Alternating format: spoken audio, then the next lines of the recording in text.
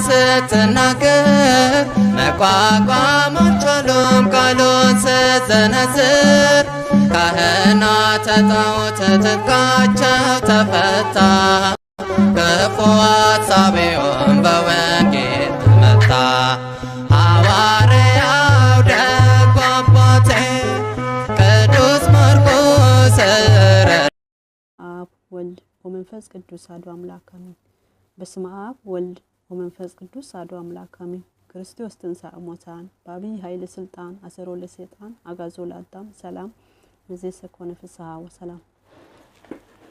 ሰላም ለእናንተ ይሁን ውድ ቻናል ቤተሰቦች እንደምን አላችሁ? ያለው እግዚአብሔር ይመስገን። እግዚአብሔር ሰላም ከሁላችን ጋር ይሁን። እንኳን አደረሳችሁ አደረሰን።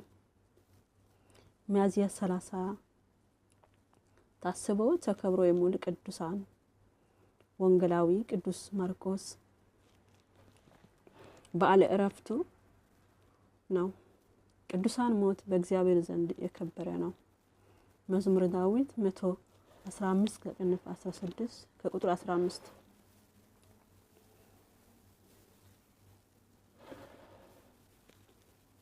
አንድ አምላክ በመሆን በአብ በወልድ በመንፈስ ቅዱስ ስም አሜን። ሚያዝያ 30 አረማዊያ አካሉን በበሬ አስጎትቶ ስጋው ተቆራርጦ እስኪያልቅ ድረስ ያሰቃዩት የቀረውን አካሉ በእሳት ያቃጠሉት የከበረች ወንጌልን የጻፈ በግብጽ ምድር ያሉ ጣዖታትን እንደ አንበሳ በድምጹ ፈጽሞ ያጠፋቸው እስከ ኢትዮጵያ ድረስ መጥቶ ወንጌል ያስተማረ ወንጌላዊ ቅዱስ ማርቆስ በሰማዕትነት አረፈ። ማርቆስ ማለት አንበሳ ንብ ማለት ነው። የቀደመው ስሙ ዮሐንስ ነው።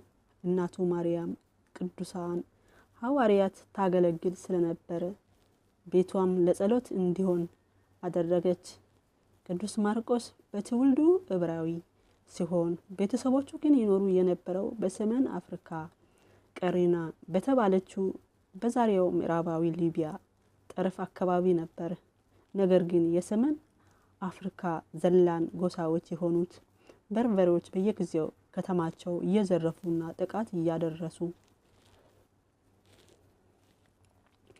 እየሰነዘሩ ሲያስቸግራቸው እናቱ ማርያም አባቱ አርስጦብሎስ ወደ ትውልዱ ሀገራቸው ኢየሩሳሌም በመመለስ በዚያ መኖር ጀመሩ። ቅዱስ ማርቆስ በዚያ ስላደገ በዘመኑ ይሰጥ የነበረው ትምህርት ተምሯል። የላቲን፣ የግሪክ፣ የዕብራይስጥ ቋንቋዎችን በደንብ ያውቅ ነበር። ወንጌል መጀመሪያ ከጌታ በኋላ ከቅዱሳን ሐዋርያት እየዞረ ስለተማረ ንብ ተብሏል።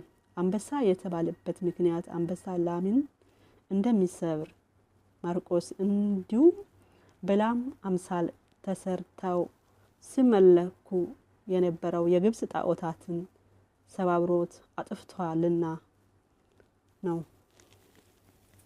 ጌታችን በይሁዳ አውራጃ እየተዘዋወረ ሲያስተምር ቅዱስ ማርቆስ ያን ጊዜ ገና ሕፃን ነበር።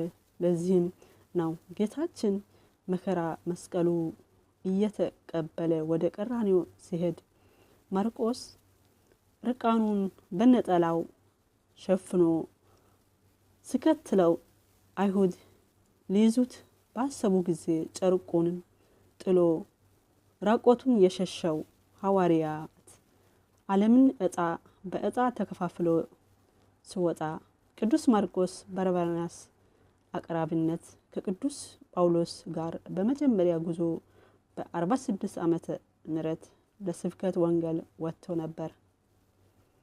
ነገር ግን ጵንፍልያ በምትባል ከተማ ላይ እናቴ ናፈቀችኝ ስላለ በርናባስ ይዞት ወደ ኢየሩሳሌም ተመልሷል።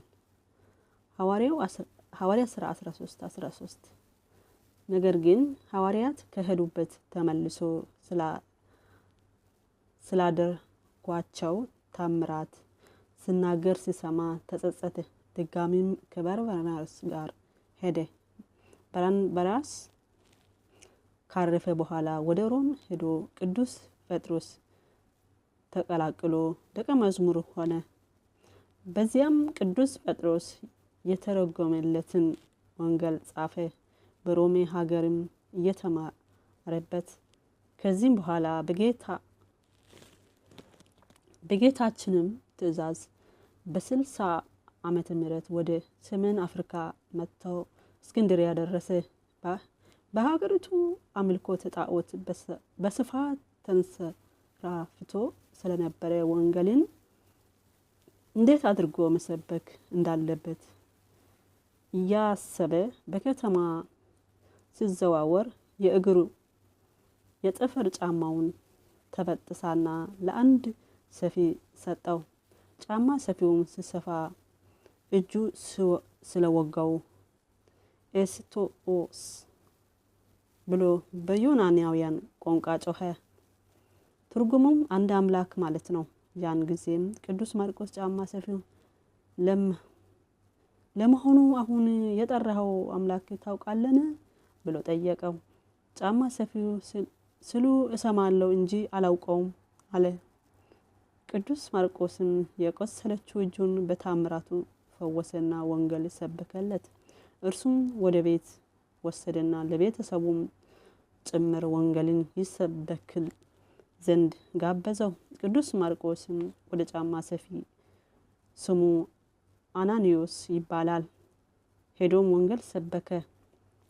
በግብጽ የመጀመሪያዋ ቤተክርስቲያን በአናኒዮስ ቤት ተመሰረተች። ቅዱስ ማርቆስም በእስክንድርያ ወንጌል ሰብኮ አገልጋዮችንም ሾሞ ወደ ሰሜን አፍሪካና ሌሎች 5 ሀገሮች ሄዶ ወንጌል ሰበከ። ወደ ትውልድ ሀገሩም ቀሪናው ሄዶ ሰብኳል። ከ2 ዓመት በኋላ ወደ እስክንድርያ ቢመልስም ክርስቲያኖች ጸንተው ቤተክርስቲያን ሰርቶ አገኛቸው። ከሃዲዎችም ሊገድሏቸው ሲሞክሩ እየተሰወረባቸው እየመጣ ወደ 5 አገራት እየደረሰ ይመልስ ነበር። ነገር ግን የትንሣኤ በዓልን ለማክበር ወደ እስክንድርያ መጥቶ ቤተክርስቲያኑ ውስጥ ገብቶ እየቀደሰ ያለ ጣዖት አምልኪዎች ሰብሮ ገብቶ ይዞት አንገቱን አስሮ ቀኑን ሙሉ ከተማው እየጎተቱት ሲያዘዋሩት ዋሉ። በቀጣዩም ቀን እንዲሁም አስሮ መሬት ለመሬት ሲጎተት ስለዋሉ በዚያው አረፈ። እሳት አንድደው ስጋውን ሊያቃጥሉት ስሉ ኃይለኛ ዶፍ ዝናብ ስለወረደ ጨረቃና ፀሐይም ስለጨለመ አረማንያውያን ፈርቶ ሸሹ። ቅዱስ ማርቆስ ሰማዕትነት የፈጸመው በ68 ዓመተ ምህረት ሚያዝያ 30 ነው። የወንጌላዊ ቅዱስ ማርቆስ ረድኤት በረከት ይደርብን፣ በጸሎቱም ይማረን። አሜን አሜን።